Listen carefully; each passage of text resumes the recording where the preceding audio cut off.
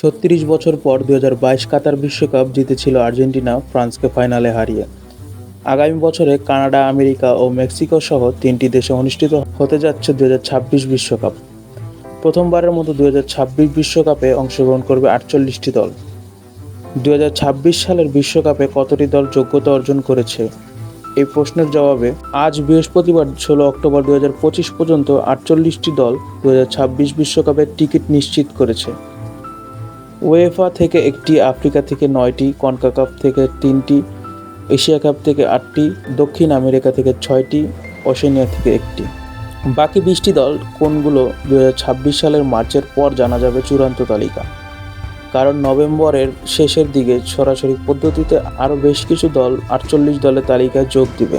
২০২৫ সালের ৫ই ডিসেম্বর ২০২৬ বিশ্বকাপের ড্র অনুষ্ঠিত হবে এবং মার্চের দিকে সরাসরি অংশগ্রহণ করতে না পারা দলগুলো প্লে অফ খেলে নিশ্চিত হবে।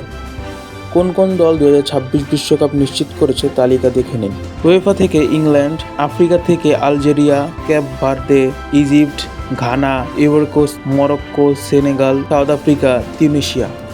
কনকাকাফ থেকে হোস্ট নেশন হিসাবে কানাডা, মেক্সিকো, ইউএসএ। এশিয়া থেকে Qatar, Saudi Arabia, Australia, Iran, Japan, Jordan, South Korea, Uzbekistan. CONMEBOL থেকে Argentina, Brazil, Colombia, Ecuador, Paraguay, Uruguay এবং ওশেনিয়া থেকে নিউজিল্যান্ড কোয়ালিফাই করেছে।